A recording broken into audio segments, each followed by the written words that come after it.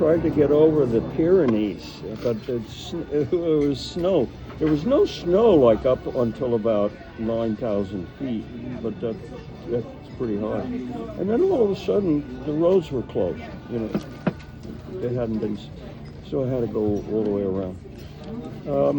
And went into Spain and Portugal, and I just had a fine time. By yourself? Well, sometimes I'd meet somebody and fellow traveler. Would team up together, and other times alone. Yeah, a lot alone. And then it hit me about like 8 months. I said, I think maybe it's time to go home.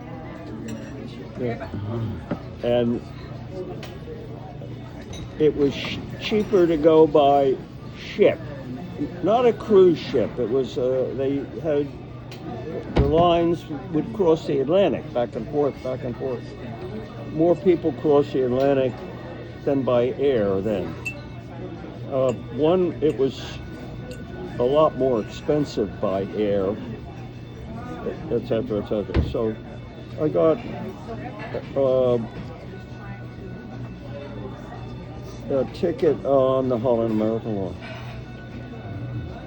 and I'm on the railing watching people come up. They didn't have a bridge to cross. They had like the gangplank then. You know, you had to come up from the dock. And along come these two beautiful Dutch girls,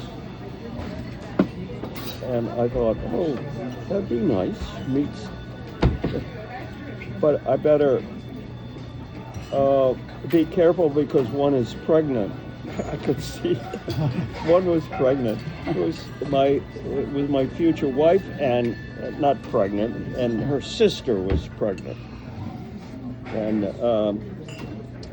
the sister had been living in the States for a long time and had gone back to visit family, and her father didn't want her to be alone in the States. She was in New York, up near Cornell, and so he asked my future wife whether she would go with her and be with her when she had her baby.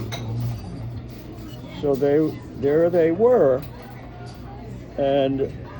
but I did talk to the sister first, and she introduced me.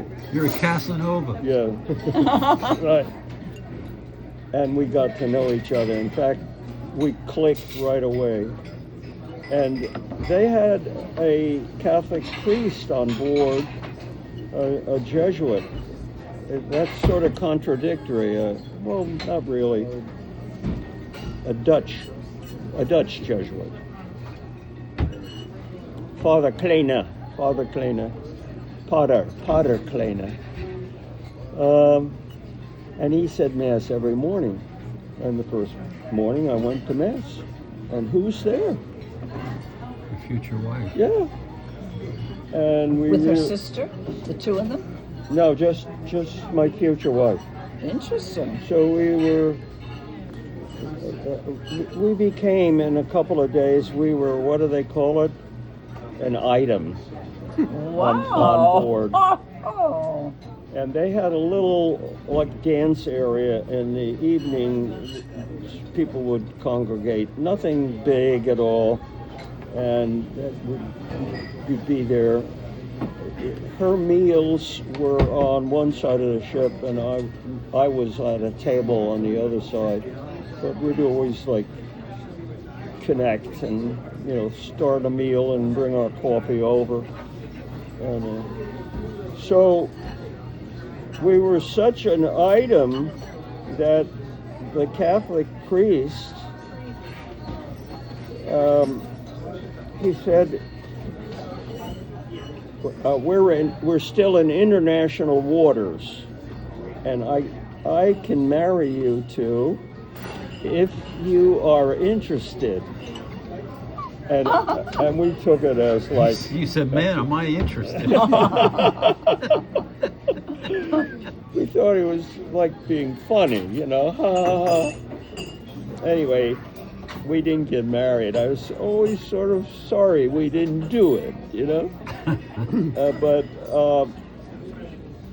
we got to Hoboken, where the Holland America line had a pier, and she went one way and I went the other way.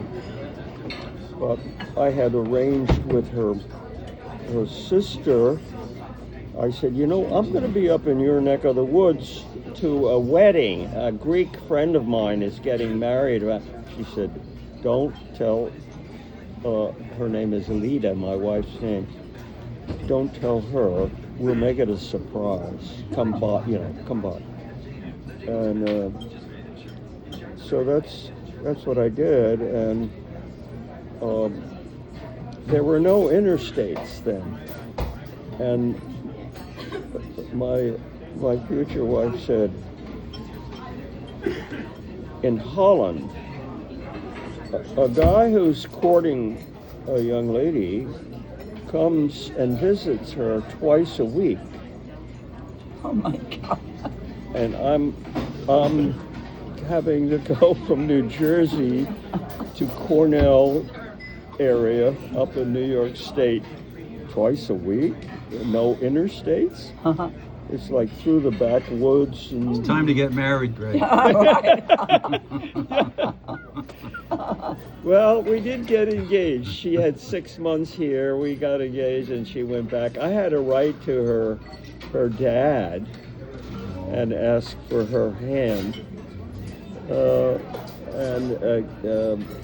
Her sister, who I met on board first, she translated it to Dutch, and in a few weeks he came back. And he mentioned, quite a nice letter, and he said, the thing that's going to bind you is your faith.